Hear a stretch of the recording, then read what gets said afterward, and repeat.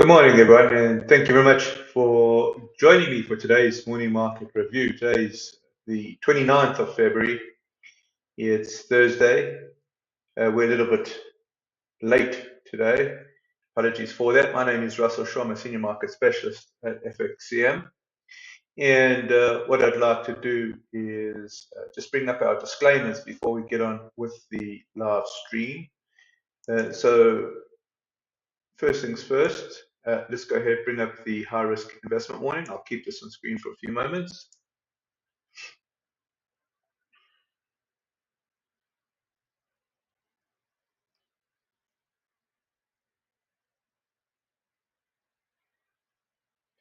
Just another few seconds and then I will change it to our market commentaries disclaimer. All right, here we go. If you could just have a quick read through the market commentaries disclaimer as well, and then we'll get on with the live stream.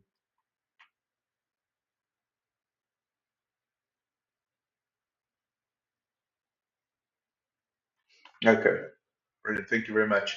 We're going to start off with the real rate with you guys. And what we're looking for is effectively some sort of sign that we've got a top in the real rate. I'm of the opinion that we're pretty close to sort of the apex of where the real rate should be. And I'm just looking to see if we get what we call a reference candle reversal, right? In other words, we've got three conditions here that we're looking at. Condition one would be the candle with the highest high in at least a three candle cluster. That's this guy over here. Condition two would be the candle to the right taking out the reference candle's low. And condition three would be actually closing below the reference candle's low. And to a large extent, I think this is going to be very much a function of the PCE that comes out today. So what we're looking at effectively is at 3:30 p.m. ZA, 1:30 p.m. GMT, we'll get the core PCE numbers. It's not surprising that we do have a blue candle for the real rate. It's not a really big candle, so I think it's telling us that we are pretty close to the apex of the real rates. But we did see that the GDP number, the preliminary GDP quarter on quarter, came out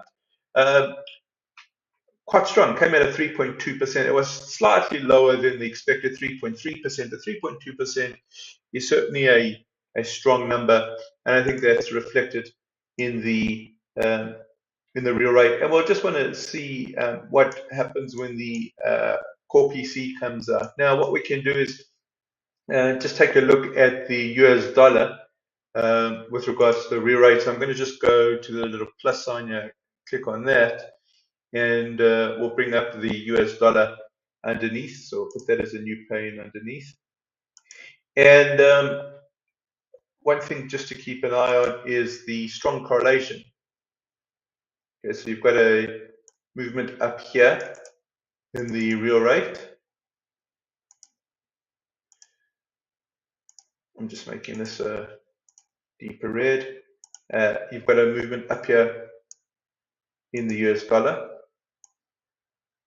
Okay, then you've got a movement down here in the real rate. Lo and behold, you've got a movement down here in the dollar. Okay, the next leg is the movement up in the real rate, and so we get the movement up in the US dollar. So we can see that there's a very strong correlation between the real rate and the greenback, right? So if we get a reference candle reversal here, well, it would be, I think, quite a right for us to be looking for a reference candle reversal with a dollar round about there. So if this is the condition one, the highest high in at least three candles, here would be the line in the sand. And let's just make this lime green, and we'll make it a straight line. Okay, so we can just see, we want to see if the dollar pushes down and goes below the reference candle. We'll just be a little bit stricter there. We'll put it on last week's low. So the real rate here is obviously a key driver of the greenback. The greenback's a key driver when it comes to the other majors. So this is all very interesting to see how it plays out. Another way to look at real rates is to take a look at real rates with regards to the stock market, because typically there is a function of rates when it comes to the stock market or risk markets, and that function is called the time value of money.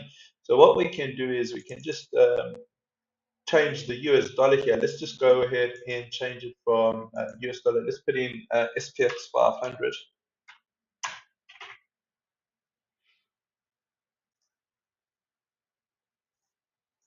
And what you've got here, I think, is something quite remarkable. What we can do is we can just go ahead, bring in the vertical roundabout. Let's put in the vertical there. Okay. What you have here is an inverse relationship between the real rate and the S&P 500 up until this vertical line. So what you can see is as the real rate moves up, in the second half of last year, you've got what you've got is the real rate coming down into the sort of end of the fourth quarter, and you've got the S&P 500 moving up. Okay, so there is an inverse relationship there, but that kind of breaks down over here.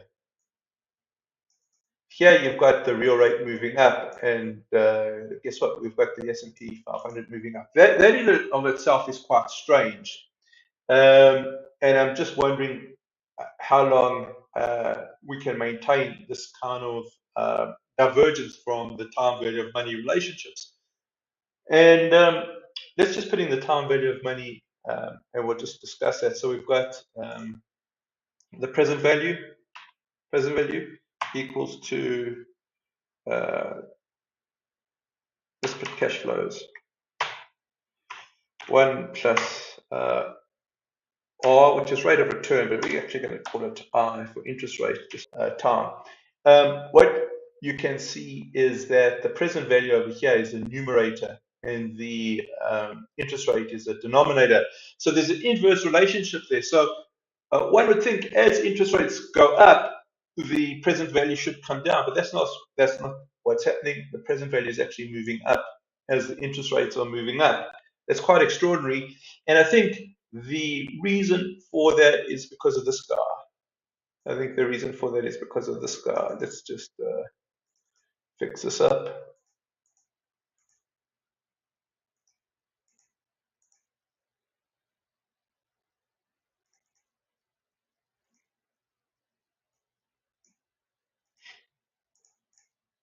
So this cash flow. So the cash flow, the numerator, has been quite strong. The earnings have been particularly good, especially out of the Magnificent Seven, or let's call it the Magnificent Six, and sort of put Tesla to the wind is going to be this guy, the interest rate. Okay, so if we've got the interest rate as the headwind, it's going to really bode well for the stock market if we do see a moderation in that core PCE, if we see that core PCE coming down, and if we see the reference candle in the real rate coming down as well, then perhaps we've got more legs here on the S&P 500. But the S&P 500 in of itself does have some difficulties associated with it on a technical level. So when we take the fundamentals and put the fundamentals to the side, and we actually take a look at the S&P 500 on a technical basis. So let's just bring that up. Here's the S&P 500. You can see that it is really moving in an uptrend. It's moving in that northeasterly direction. And there's a few questions we can ask here. Where is the S&P relative to its 30-week exponential moving average? Well, it's above the 30-week exponential moving average. What direction is the 30-week exponential moving average? The 30-week exponential moving average is the direction. Where's the RSI relative to 50? It's above 50, but wait a second, it's overbought. Okay, so this overbought condition is getting fairly entrenched, and that's problematic because when it does correct, the longer it stays,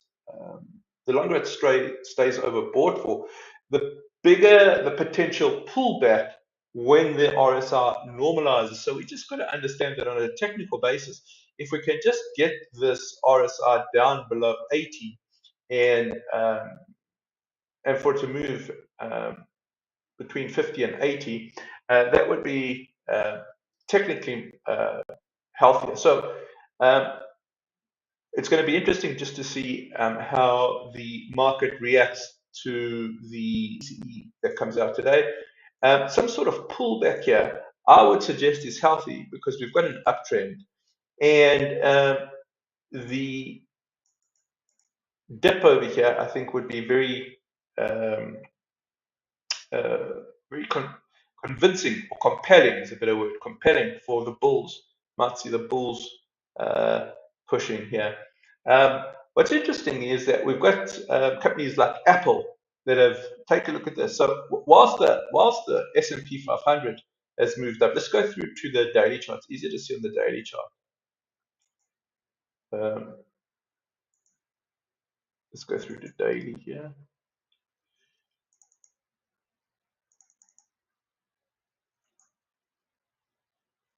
I'm going to just remove the drawings. What we're going to do here, just click on this YTD in the bottom left corner. That's the year to date. Let's just bring that up. Okay. And change it from logarithmic index to 100. And you can see, let's go year to date, SP 500. Well, we've got the S&P 500 up about 7%, close to 7% for the year to date. And let's just take a look at NASDAQ 100. Okay, it's up about 7.5% year to date. Okay, but then take a look at a company, say Apple, which is an important company, right? Take a look at Apple. Well, Apple's actually down. It's actually down about 7%. Actually down about 7%. Okay, let's take a look at Google.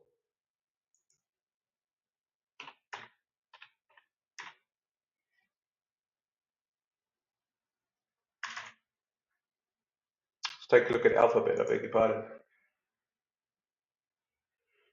It's down about 3%. So you've got underperformance by these like big tech companies is really something that we need to be aware of. In other words, with sort of Apple coming down, with Google coming down, is that suggesting that we only kind of being propped up by a few companies? If we take a look at NVIDIA, take a look at NVIDIA. Year to date, 57%. That's crazy. Okay, so the idea here is that the S&P 500 seems to be overbought, and I think that given the fact that we've got some pullbacks in some of the bigger companies year to date, I wouldn't be surprised to see some sort of technical correction coming in. But the technical correction probably going to be very compelling for the bulls. Okay, let's leave it over here. Thank you very much for joining me this morning. Very much appreciated.